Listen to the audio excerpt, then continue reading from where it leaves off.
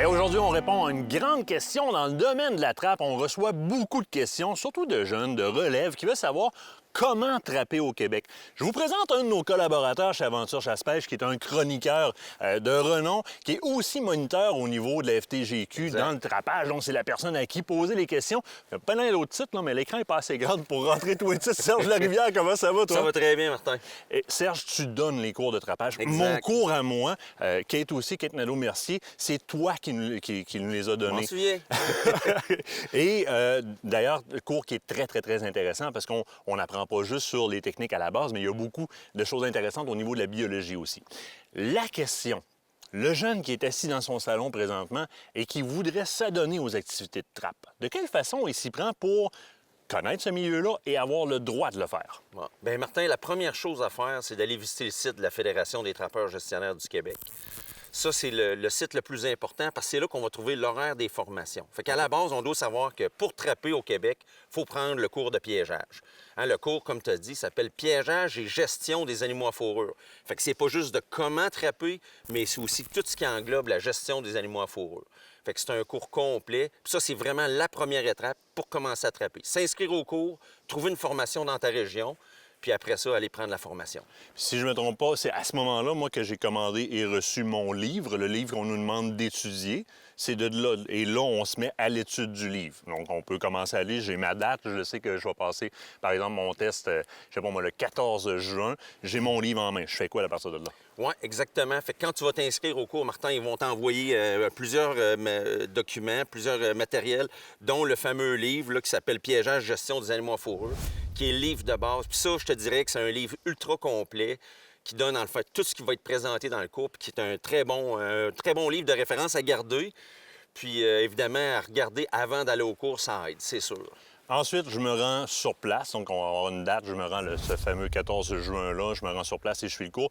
Là, toi ou un autre moniteur, vous êtes en avant et vous donnez les explications sur les notions qu'il y a à l'intérieur. Je peux le faire en cours comme ça, mais je peux le faire seulement qu'en examen aussi, si je ne me trompe pas. Exactement. Donc, la formule de base, c'est qu'il y a un cours en classe avec l'examen en fin de journée, puis une journée de terrain qui est facultative le lendemain. Mais l'étudiant qui est en région, qui ne peut pas nécessairement prendre le cours, qui ne peut pas parce qu'il doit travailler, peu importe, peut aussi juste faire l'examen. Si on fait juste l'examen, Martin, c'est sûr que c'est important de passer à travers le matériel, surtout quelqu'un qui n'a jamais piégé.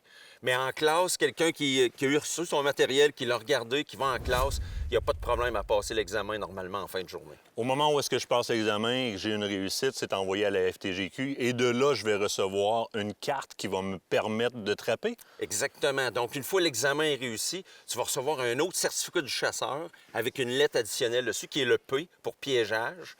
Donc, c'est le même certificat du chasseur que tu as déjà, mais qui va être, dans le fond, changé pour une lettre P. Fait que tu envoies un nouveau certificat que tu vas avoir qui va te permettre d'acheter le permis de piégeur professionnel. Puis ça, c'est comme tous les permis de chasse disponibles aux mêmes endroits. Et ça te prend ça à chaque année que tu veux trapper. Un peu comme notre permis à l'orignal, au chevreuil, ou quoi que ce soit. Et il y a aussi des lois et règlements en termes d'endroits, d'engins, d'espèces, etc. Comme la chasse, donc on consulte le site du ministère, c'est super important. Moi, j'ajouterais que ce cours-là, pour l'avoir suivi, au départ, je me suis dit, ben, un peu comme un cours de maniement de port d'armes ou quoi que ce soit, bon, je vais aller là, puis après ça, j'apprends à... Le cours est complet, là. On en apprend énormément sur les différents pièges et la journée pratique sur le terrain, elle en vaut la peine. Dans notre cas, on était avec toi, on a pu manipuler. C'est-à-dire que la fameuse pince de sécurité, Exactement. comment armer un piège, on a pu le faire sur le terrain en vrai.